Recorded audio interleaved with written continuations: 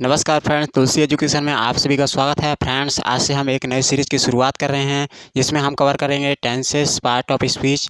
लेकिन इन सबसे पहले हम कवर करेंगे basic and important word meaning, जो कि आज का दोस्तों टॉपिक भी है। बेसिक एंड इम्पोर्टेंट वर्ड्स यानी वो वर्ड्स जो आप इंग्लिश बोलने के लिए या फिर इंग्लिश लिखने के लिए शुरुआती दौर में सीखते हैं दोस्तों, जो ज़्यादा से ज़्यादा सेंटेंस में यूज किए जाते हैं।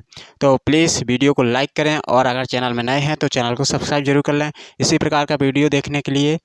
तो फ्रेंड्स, आज का हमारा टॉपिक है बेसिक एंड इम्पोर्टेंट वर्ड्स, जो मैं लेकर आया हूँ this, that, these and those.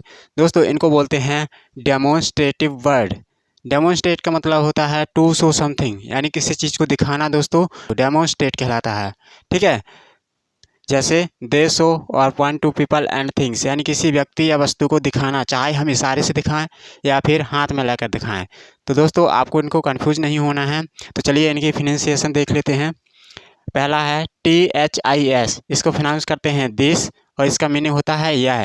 लेकिन स्पोकन हिंदी में हम इसको ए भी बोलते हैं दोस्तों, ए। तो आपको कंफ्यूज नहीं होना है। स्पोकन हिंदी और लिटिल हिंदी में थोड़ा चेंजेस होता है, जैसे इंग्लिश में चेंजेस होता है तो उसी प्रकार से हिंदी में भी थोड़ा चेंजेस होता है। तो आपको कंफ्यूज नहीं होना है कि ये है तो दिस लगाएं या यह है तब दिस लगाएं, दोनों सेम ही है दोस्तों, बस थोड़ा स्पोकन और लिटिल का फ़र्क होता है। ठीक है, अगला है दैट, इसको प्रोनाउंस करते हैं दैट, इसका मीनिंग होता है वह। इसको स्पोकन हिंदी में हम इसको वो भी बोलते हैं। ठीक है, अगला है दीज, इसको प्रोनाउंस करते हैं दीज और इसका मीनिंग होता है ए। ठीक है, अगला है दोज, इसको प्रोनाउंस करते हैं दोज, इसका मीनिंग होता है वे। तो दोस्तों, आपको कंफ्यूज नहीं होना है दोस्तों इसमें। और इसका जो डिफरेंस है वो देख लेते हैं। तो दिस और दैट को हम दिस और दैट को सिंगुलर एक वचन के साथ यूज करते हैं, वहीं दीज और दोज को हम प्लूरल यानी बहुवचन के साथ यूज करते हैं। यानी सिंगल पर्सन के साथ दिस और दैट के यूज करेंगे और एक से ज़्यादा पर्सन के साथ दीज और दोज के यूज करेंगे। दोस्तों, अगला जो डिफरेंस है वो है दिस एंड दीज का यूज हम पास के लिए करते हैं। ठीक है, दिस एंड दीज का यूज हम पास के लिए यूज करते हैं, वहीं दैट और दोज का यूज हम दूर के लिए करते हैं दोस्तों। ठीक है, दूर के लिए यूज करते हैं दैट और दोज, और पास के लिए यूज करते हैं दिस एंड दीज। ठीक है, जबकि दिस का यूज हम सिंगल यानी सिंगल पर्सन के साथ यूज करते हैं, दिस का यूज हम सिंगल यानी एक वचन के साथ यूज करते हैं, और दीज का यूज हम बहुवचन यानी प्लूरल के साथ यूज करते हैं। ठीक है, तो आपको कंफ्यूज नहीं होना है। अगर पास में है सिंगल है तो दिस का यूज करेंगे, अगर पास में है और एक से ज़्यादा है तो दिस का यूज करेंगे। ठीक है, और अगला है दैट का यूज हम एक वचन के लिए करते हैं, यानी सिंगल पर्सन के लिए कब करते हैं, तो जब वो है दूर होता है दोस्तों। ठीक है, दूर के लिए दैट और दोज का यूज करेंगे, लेकिन जब वो है एक है सिंगल है तो हम दैट का यूज करेंगे, और एक से ज़्यादा हैं तो दोज का यूज करेंगे। तो आपको ये मोटा मोटी फ़र्क दोस्तों आपको अच्छे समझ में आ गया होगा। चलिए इस टेबल के माध्यम से हम और अच्छे से समझ लेते हैं दोस्तों। दिस और दैट सिंगुलर हैं और दीज और दोज जो है प्लूरल हैं, जबकि दिस और दीज के यूज हम पास के लिए यूज करते हैं यानी नियर के लिए यूज करते हैं, और दैट और दीज का यूज हम फार यानी दूर के लिए यूज करते हैं। तो आपको अच्छे से समझ में आ गया होगा दोस्तों, दिस और दैट सिंगुलर हैं, दीज एंड दोज प्लूरल हैं। ठीक है, चलिए कुछ सेंटेंस के माध्यम से और अच्छे तरीके से समझ लेते हैं। छोटे से छोटे सेंटेंस हैं। तो हमारा पहला है ये एक पेन है, दिस इज अ पेन। अब दोस्तों, यहाँ पर एक पेन की बात हो रही है तो हमने दिस का यूज किया है, और पेन क्या है पास में है दोस्तों, पास में है इसलिए दिस का यूज किया है, और एक है इसलिए दिस का यूज किया है। सिंगल पर्सन के लिए और पास के लिए हमने दिस का यूज किया है। ठीक है, यह एक पेन है, पास ही में है इसलिए। ठीक है, अगला है दीज आर पेन्स। अब देखिए एक से ज़्यादा पेन की बात हो रही है यहाँ पर, तो हमने दीज का यूज किया है, और एक से ज़्यादा पेन की बात हो रही है, दीज का यूज किया है, और पेन क्या है पास में है इसलिए हमने दीज का यूज किया है। राइट, चलिए आपको अच्छे से समझ में आ गया है दोस्तों। अगला है दैट इज आ गर्ल। अब देखिए एक लड़की है, एक लड़की है, लड़की क्या है दूर है दोस्तों, क्या है दूर है, लड़की क्या है दूर है, वह एक लड़की है। तो दोस्तों दूर के लिए हमने दैट का यूज किया, और सिंगल है इसलिए हमने दैट का यूज किया है। ठीक है, ये दोस्तों प्लूरल हैं। ठीक है, और ये सिंगुलर हैं। ठीक है,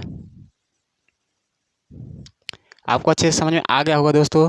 ठीक है, ये जबकि पास के लिए यूज होते हैं और ये दूर के लिए यूज होते हैं। तो हमने सिंगल है इसलिए हमने दैट का यूज किया, और क्या है दूर है इसलिए हमने दैट का यूज किया, यानी वह एक लड़की है। ठीक है, अगला है दोज आर गर्ल्स। अब देखिए यहाँ पर एक से ज़्यादा लड़कियाँ की बात हो रही है, यहाँ पे एक से ज़्यादा लड़कियों की बात हो रही है इसलिए हमने दोज का यूज किया, और क्या है दूर है इसलिए हमने दोज का यूज किया। वो लड़कियाँ हैं, ठीक है, या बे लड़कियाँ हैं। ठीक है, इस प्रकार से हम बोल सकते हैं कि बे लड़कियाँ हैं। ठीक है, अगला है देखिए दोस्तों, दीज के साथ मैंने आर का यूज किया, जबकि दिस के साथ इज का यूज किया, और यहाँ पर भी दैट के साथ इज का यूज किया, और दोज के साथ आर का यूज किया। तो दोस्तों आर होता है प्लूरल नाउन के साथ यूज, इज होता है सिंगुलर नाउन के साथ यूज। ठीक है, आपको यहाँ पर कन्फ्यूज नहीं होना है। अगला है दिस पेन इज रेड, यह पेन लाल है। अब दोस्तों पास ही में पेन है इसलिए हमने दिस का यूज किया।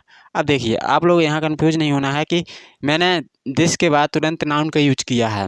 तो जब नाउन से पहले जब इनका यूज होता है तो इनको बोलते हैं डेमोन्स्ट्रेटिव एडजेक्टिव दोस्तों। तो ये यहाँ पर डेमोन्स्ट्रेटिव एडजेक्टिव का रूप है, तो आप इस प्रकार से भी इनको यूज कर सकते हैं। ठीक है, और चलिए अगला है दीज पेन्स आर रेड, ये पेन लाल हैं। एक से ज़्यादा पेन है इसलिए हमने दीज का यूज किया है। ठीक, क्योंकि पेन क्या है पास में है इसलिए भी दीज का यूज किया है। दो सिचुएशन रहती हैं दोस्तों, पास में और सिंगल या फिर एक से ज़्यादा। ठीक है, ज़्यादा हैं इसलिए दीज का यूज किया है।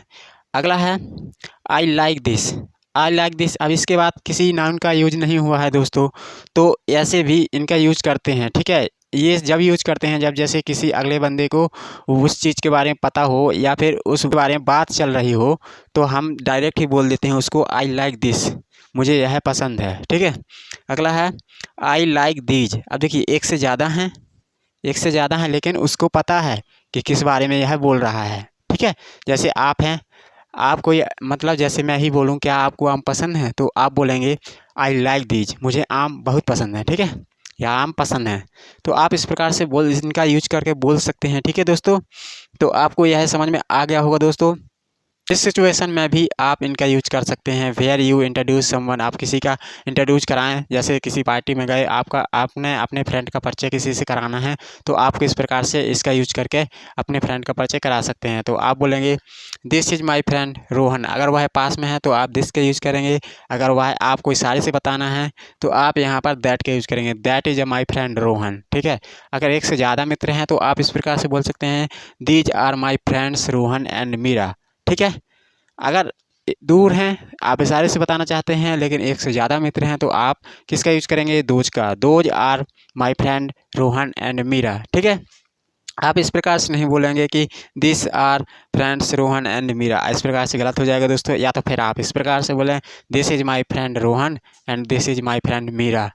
ठीक है, अगला है ऑन टेलीफोन। अगर आप टेलीफोन में हैं और बात कर रहे हैं किसी से तो आप इस प्रकार से बोल सकते हैं हेलो दिस इज़ रोहन, नमस्ते मैं रोहन बात कर रहा हूँ, या फिर मैं रोहन हूँ। ठीक है, अगला है इज दैट मीरा, क्या आप मीरा बात कर रही हैं, क्या आप मीरा हैं।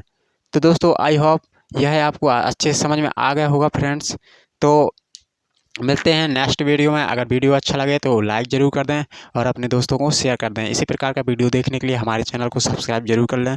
तो धन्यवाद फ्रेंड्स।